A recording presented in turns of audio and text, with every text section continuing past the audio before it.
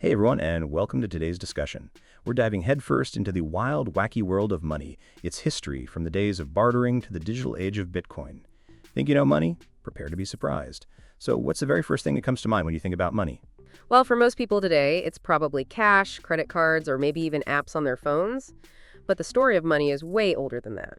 It all started long, long ago with something much simpler, bartering. Bartering? Like trading a chicken for a pair of shoes? Sounds super inefficient. Exactly. Imagine trying to find someone who wants your extra chickens and has the shoes you need at the same time. That's the double coincidence of one's problem. It's a huge hurdle for a thriving economy. Plus, how do you decide how many chickens equal one pair of shoes? There's no standard value. So bartering was a bit of a mess. What was the next big step? The next big step was commodity money. This is where people started using actual goods as money, things that had value in themselves. Think livestock, grains, even tools. Wow, so cows were once currency? That's pretty cool. What about something a little more portable? Absolutely. Precious metals like gold and silver were a game changer. They're durable, easily divisible, and relatively scarce, making them ideal for storing and exchanging value. Makes sense. But carrying around gold bars sounds heavy. How do we get to the convenient cash we use today? That's where coins come in. Around the 7th century BC, the Lydians invented standardized coins, pieces of metal with an official stamp guaranteeing their weight and purity.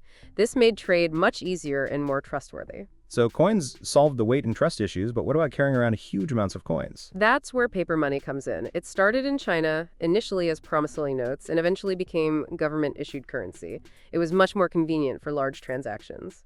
And then we have the gold standard, right, where paper money was backed by gold. Yes. Many countries tied their currencies to gold for a long time, giving people confidence in the value of their money. But the gold standard eventually fell apart, leading to the fiat other system we have today. Fiat money? What's that? Fiat money is money that isn't backed by a physical commodity like gold. Its value comes from the government declaring it legal tender and people's trust in the economy. So it's all about trust in the government. That's interesting. What about banks? How do they fit into all this? Banks played a huge role. They started as places to store money safely, but evolved into institutions that lend money, facilitate payments, and much more. Central banks emerged to manage the money supply and maintain stability. And then came the digital revolution.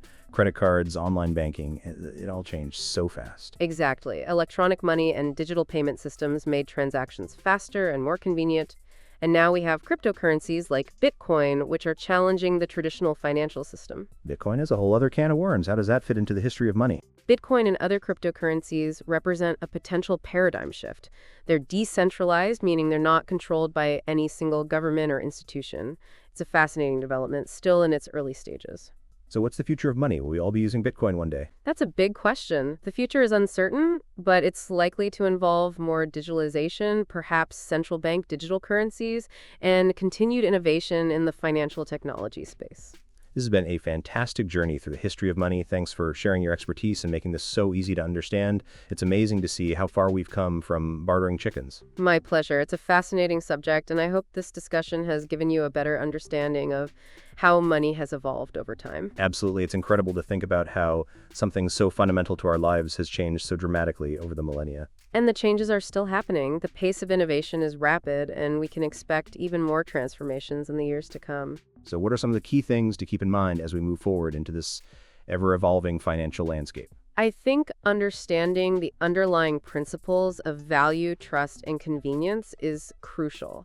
No matter what form money takes, these factors will always be important. That's a great point. It's not just about the technology, it's about the fundamental human needs that money serves. Precisely.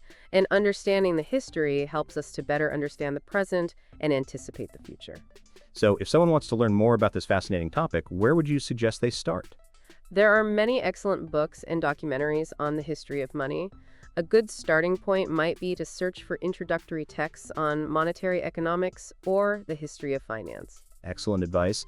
And for our listeners, remember to keep an open mind as the world of finance continues to evolve. Absolutely. The journey of money is far from over. It's a story that continues to unfold. This has been a truly enlightening discussion. Thank you for sharing your knowledge and insights with us today. Thank you for having me. It was a pleasure to discuss this fascinating topic. And thank you to our listeners who are joining us. Until next time, keep exploring the world of finance.